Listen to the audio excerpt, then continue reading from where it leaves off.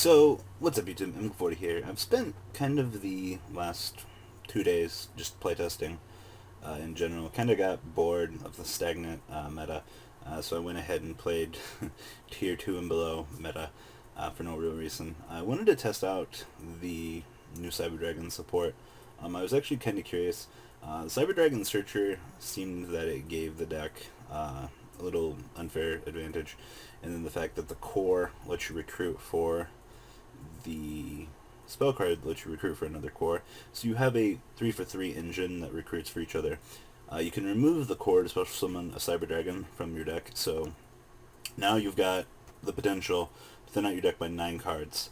There's the new Cybernetic Fusion support, which lets you pay half your life points to power bond from your graveyard, which is very nice for the big beats on the Cyber Dragon. You guys will see in some of my other duel videos this week coming up that I was testing the deck. I got 1 or 2 interesting duels with Cybers, but my overall verdict of Cybers, unfortunately they're not really high on the meta chart, but I do like the fact they have the recurring theme. The sad thing is you can't... Well, okay. The thing that Cybers are always going to suffer from is Chimera. Like, let's be real here. The fact that Chimera Tech Fortress Dragon exists means that the deck can never functionally be good in competitive play, just because, oh, you have 2 Cyber monsters, let me -2 you, get my +1 out of my Chimera. Like, you can only ever have the 1 monster on the board, and that's pretty much how you get your out to the Cyber XYZ. You're just going to summon a machine or something like that, or summon your own Cyber Dragon and contact it out of the way.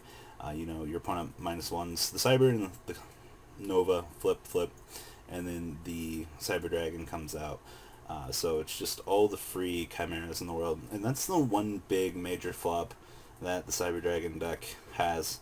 I also went ahead and revisited Ghost Tricks. I'm going to do the deck profile tomorrow for you guys for Halloween, so you guys can kind of look forward to that.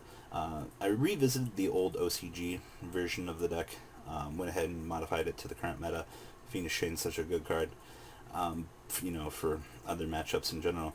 But the deck isn't that terrible. You know, the original support that we get in Shadow Specters still makes the deck not be adequately good. But the thing is that rank 1 XYZ that has the quick effect to have your opponent's monsters attack, like, you can get over anything that's 2400 easy, which is actually very nice. And then the Ghost Trick Mary, it's just more special summon from the deck face down. So you get out the Jingashi, and then you just do all the more floating with the deck. It's actually very nice. I didn't expect Ghost Tricks to actually be able to keep up with some of the other stuff. The deck still does have a really hard matchup against other things.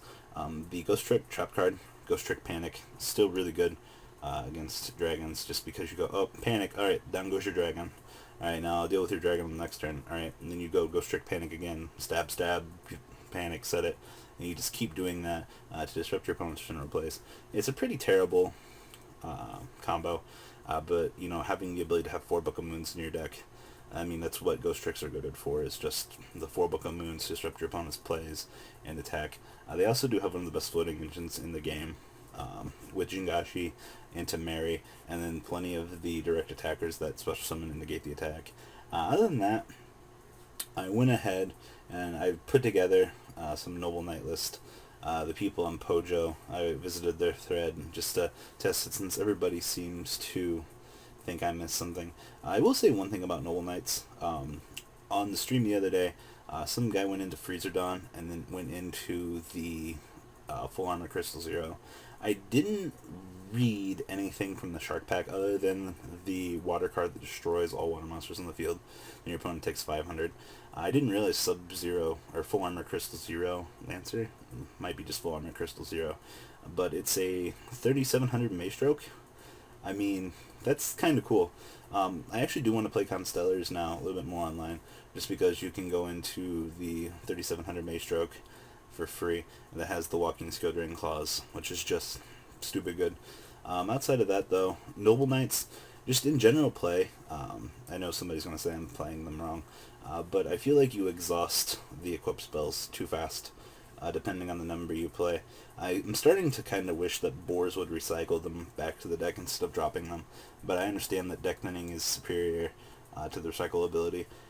It's just that. So I'm kind of looking forward to seeing where these things go. Outside of that, the stagnant TCG meta is still dragons. I really haven't seen many dragons online play. I'm seeing a lot more vampires than anything. I'm actually surprised there's a lot more players that are interested in vampires than there actually are. I assume it's just because zombies have always been a deck that many players have loved. And since the deck kind of disappeared for, what, 2 to 3 years. I think the last time zombies did anything was Zombie Sworn, when Christian Sworn and things like that were a thing. I think it might have been '09.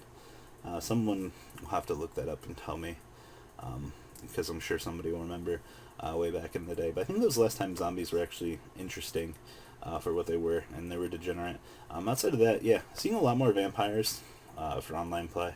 Other than that, it's just a bunch of rogue. I'm also starting to see harpies increase in play. I think players are starting to realize that harpies are a decent counter to the meta, just because they have the ability to blow out back row, much like Delta Crow and Blackwings. And they're pretty budget. I mean, most people are going to say, no, harpies aren't that budget.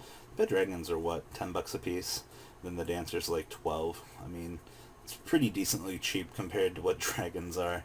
I mean, and I'm pretty sure harpies aren't going to get hit on the next list, and I'm pretty sure heavy's not coming back. So, if you really want to get something going, I would look at harpies like Cordero's been telling his subscribers to do, since he's been wanting to play the deck. But outside of that, testing, it's been pretty interesting.